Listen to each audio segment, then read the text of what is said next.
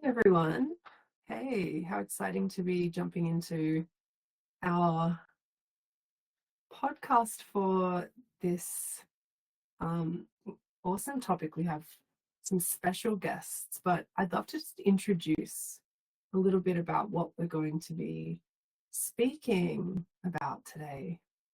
So, for many people, find the reconnected because of challenges in their relationships, some type of relationship. And if you joined us for the 21-day nervous system reset this year, you would be familiar with a bit of a flow that we went through in relation to the stages that we go through when we're trying to create change in our life. With one of those stages being when we're in pain enough to do something about it. And that most people come into their breathwork practice when they've hit a point of, I can't keep relating like this anymore.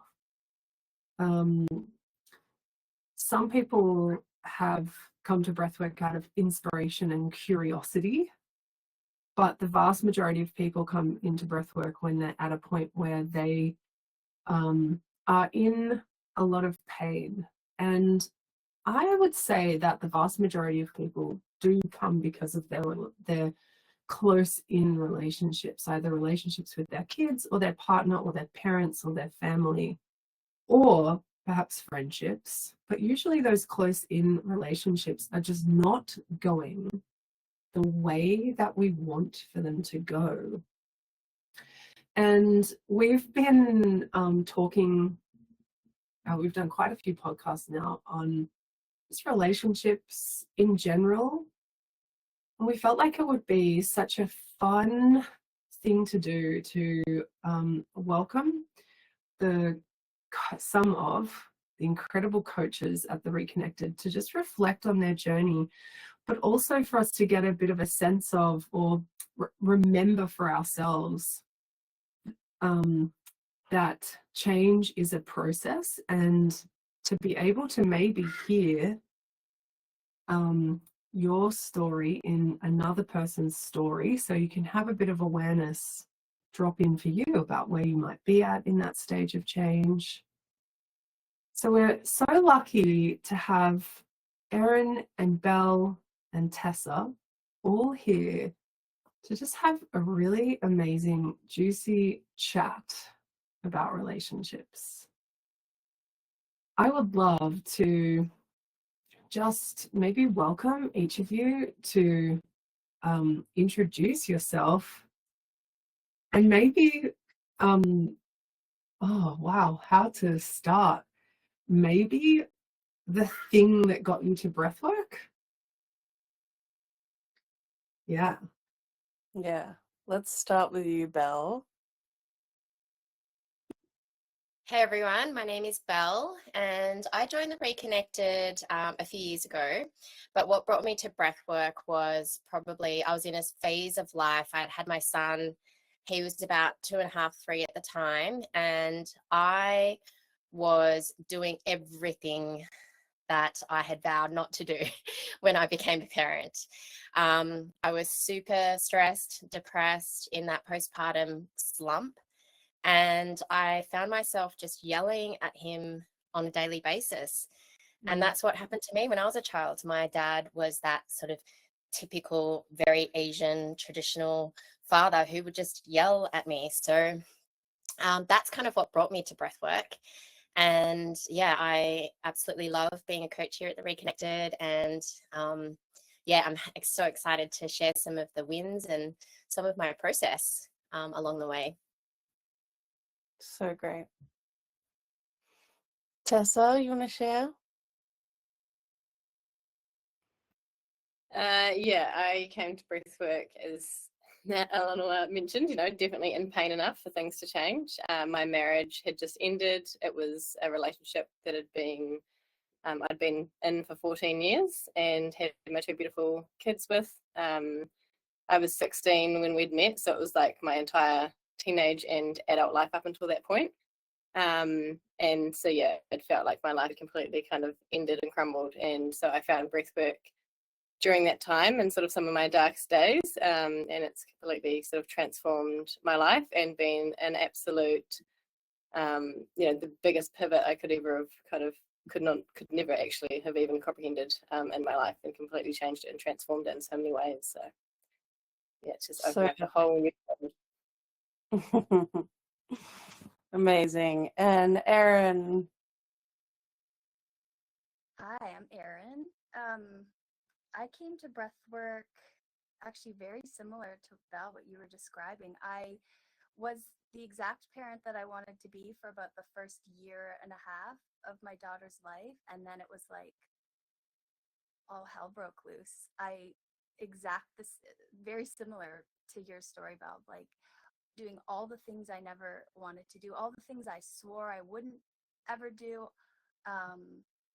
A lot of anger, a lot of like really big anger that was coming from like deep down inside me. And it was not only impacting my relationship with my daughter, obviously, but also my relationship with my partner, because he was seeing, this side of me that was not nice, and it was very confusing. And it took me some time, honestly. I joined Reconnected Parenting in 2019, and it took me some time to even lay down to breathe. It was like the idea of it spoke to me so clearly, but to actually feel safe enough in my own body to feel those feelings, because my story about that anger was, it was so bad and it was so wrong. And it the biggest kind of hurdle to me getting into the practice was understanding that I could, in a safe way, be with that feeling. And what has kind of continued to unravel from there is pretty phenomenal. For me, it's been a lot of a physical process. Like there's been a huge physical process. But yeah, that's what brought me here. I'm very grateful. Grateful that I stepped in the door, even though I only like stood in the back of the room for a while. That it was sinking in. It was sinking in, and exactly how in the exact timing that I needed it to. Yeah, thank you so much for sharing that, because I know so many will resonate that you can come to these processes, and the awareness is something that really engages you, and deep down on a soul level that it feels right, and how you want to change. But it can be that moment between actually doing the work and having the awareness where we can feel like we're failing or we're stuck, and we really notice our resistance to kind of the bigger feelings, and integrating that guilt and stress about how we've been relating.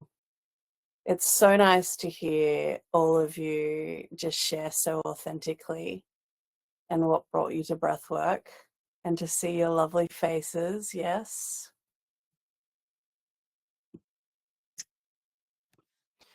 So, you know what, like it's the pain enough to change that gets most of us like in the door. And then I feel like what happens next is there's often a period of time where we know how we'd prefer to be, but we can't do it yet. Yeah. And I think as coaches in the Reconnected space, you guys are probably just so familiar with this in terms of, like you said, Emma, like, Erin, like we can really be in that space for quite some time.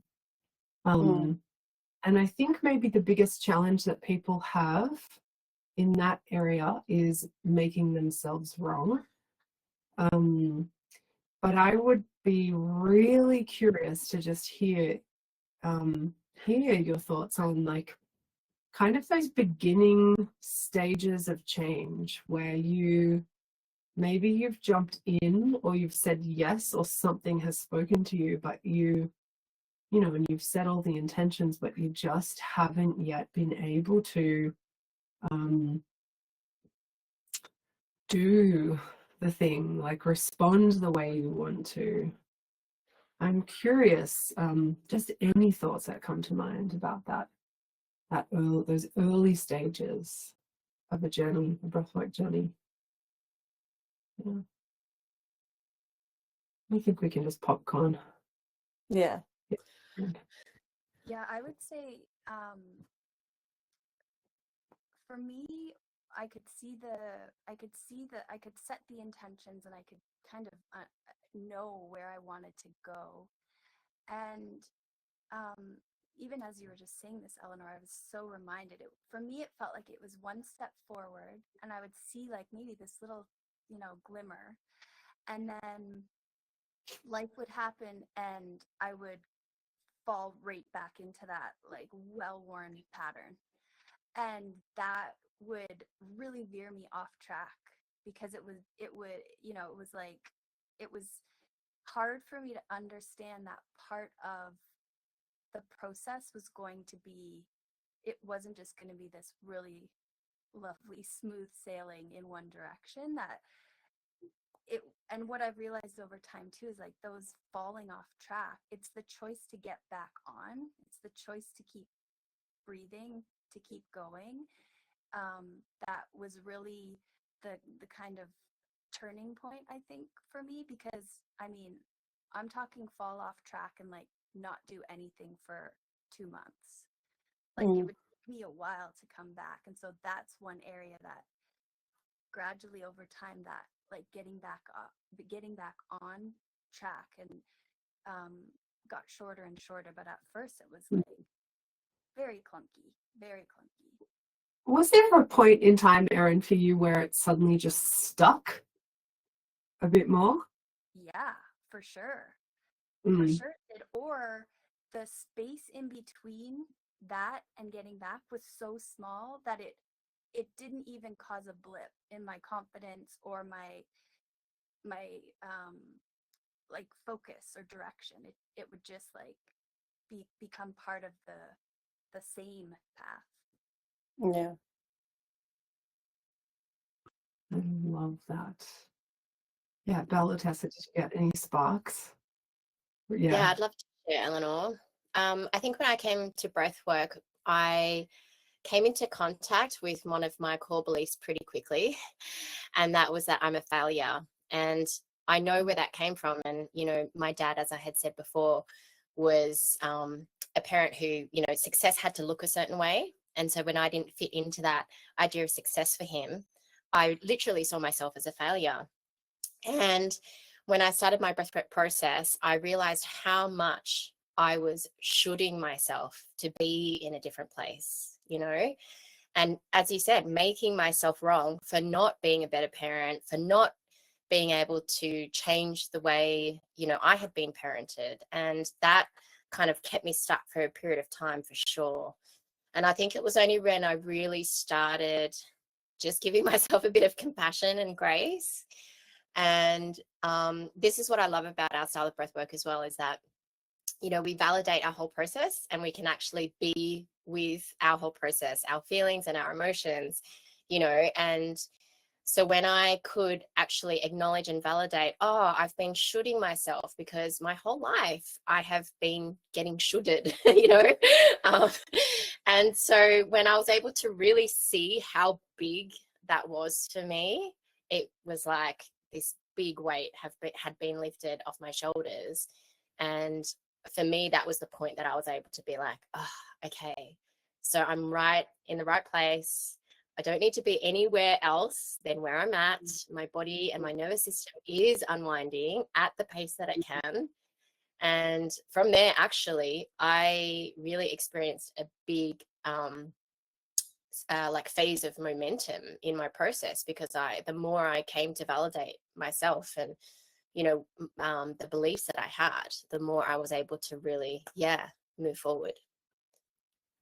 yeah, the self-compassion, you can literally hear it, like the difference between I'm in the wrong place and I'm wrong and I'm getting this process wrong, and I'm even not good enough in my attempts to change, like, you know, Yes. and how it's funny. Well, it's almost like we're just not including that and letting that move. It does move, but it's almost like, you know, we talk about, so there's in pain enough to change, but a step before that is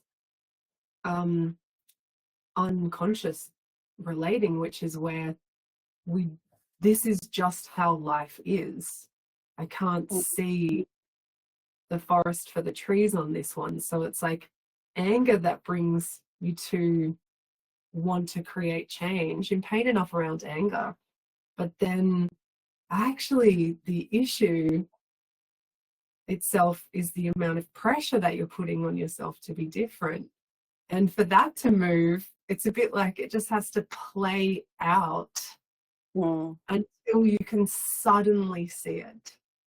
Like, I just, our awareness is so fascinating that we go from having no awareness of what the issue really is, relating to it like, this is how life is. I do need to be better than I am right now. I'm not doing it good enough. I am failing while I try and work on what I think the issue is. But in that, like, we do just create step by step the space to go, oh yes, like those layers do move. It's so like the unfolding of our awareness going from totally unconscious to having like increasingly clear awareness about how we're relating is amazing. And would you say, Totally. Belle, self-compassion came in like a really authentic and spontaneous way? Because I'm seeing in the chat, it's like self-compassion part's the hardest bit to do. And it's like, yes, but there's something that happens with when we do this work, that there's a spontaneity and an authenticity in the self-compassion. You can't really force yourself to be self-compassionate.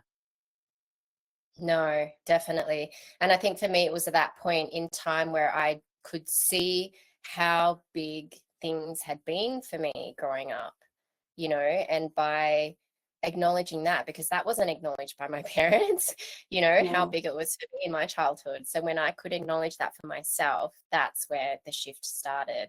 And I know we're going to get more into relationships, but I just had this aha around how my relationship with my dad has become the way it has because of that sense of not needing him to change and not needing him to be different and be more emotionally connected to me or whatever. So I'll love to share about that when we get to that part of the conversation. Do you want to keep going, Belle? It feels like it's really present. Just let's see where it goes. Yeah, sure. Okay. Well, I mean, so as I was sharing, you know, my relationship with my dad in my earliest memories was really positive. And then he left my family to go and work overseas and to do what he thought was the best for his family. And over the years, we started having a really disconnected relationship. There was a lot of fracture, not much repair. And when I came to start my spiritual practice, which was before breathwork, I really found that I could forgive him for everything that I went through as a child. But the thing that was missing for me was that I couldn't change the way that I was relating to him. So even though mentally I was like, no, I totally understand why he was the way he was and why he did what he did for us and all the rest of it. But when I would spend time with him or talk to him, I still had so much resentment underneath. I still had all the rage and all the anger, and I wasn't able to express that in a really healthy way. And, you know, I ended up rebelling so much in my teen years and challenging him in that relationship. And it was only when... If you want to keep listening, jump into Reconnected Social and start your free trial today.